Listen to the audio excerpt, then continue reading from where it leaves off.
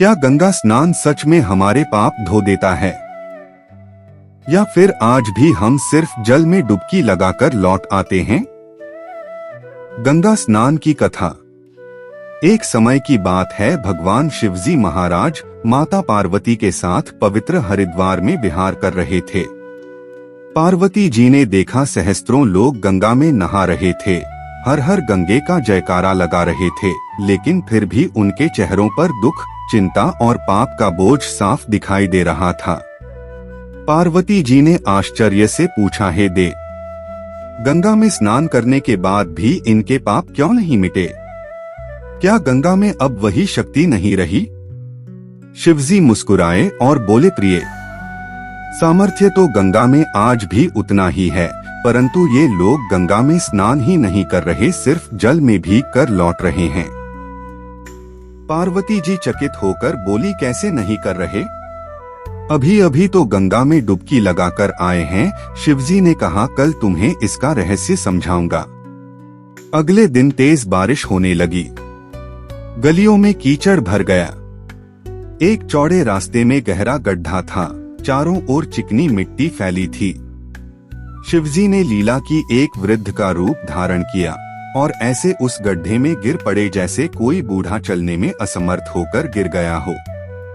उन्होंने पार्वती जी से कहा, तुम लोगों से कहना कि कोई पुण्यात्मा इस वृद्ध को बचाए, परंतु एक बात ध्यान रखना, उन्हें बता देना मेरे पति निष्पाप हैं, उन्हें वही छुए जो स्वयं निष्पाप हो, नहीं तो छूते ही भस्म हो जाएगा।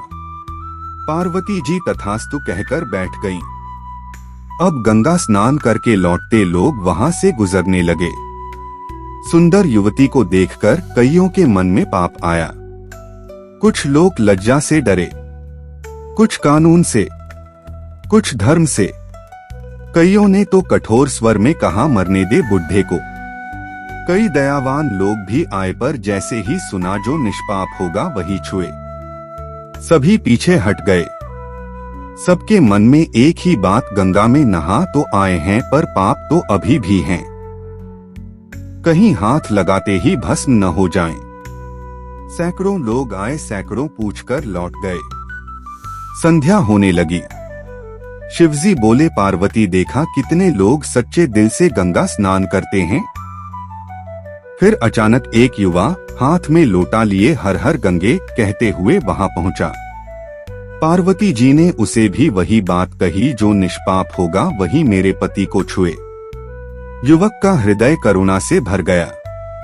उसने दृढ़ आवाज में कहा, माता, मैं अभी गंगा स्नान करके आया हूँ। गंगा में डुबकी लगाने के बाद भी भला पाप कहाँ रहता है? मैं इन्हें निकालता हूँ। वह बिना हिचके गड्ढे में उतर गया और वृद्ध को ऊपर उठाकर बाहर ला दिया। उसी क्षण शिवजी पार्वती ने अपना दिव्य रूप प्रकट कर दिया। युवक के हृदय में अपूर्व आनंद भर गया। शिवजी ने कहा, इतने लोगों में से सिर्फ तुमने गंगा स्नान किया है, क्योंकि स्नान शरीर नहीं हृदय से होता है। समझ का सार, जो लोग श्रद्धा, भक्ति और विश्वास के बिना सिर्फ दिखावे के लिए गंगा स्नान करते हैं, उन्हें सच्चा फल नहीं मिलता। लेकिन गंगा स्नान व्यर्थ कभी नहीं जाता। वह पवित्र है, पावन है और सच्चे मन से करने पर पापों का नाश अवश्य करती है। यदि यह पवित्र कथा आपको छू गई हो, हर हर गंगे लिखकर इस दिव्य ज्ञान को आगे बढ़ाएं। हमारे साथ जुड़े भक्ति, ज्ञान और सनातन की ऐसी दिव्य कथाएं रोज सुनने के लिए जय गंगे माता की। हर हर महादेव।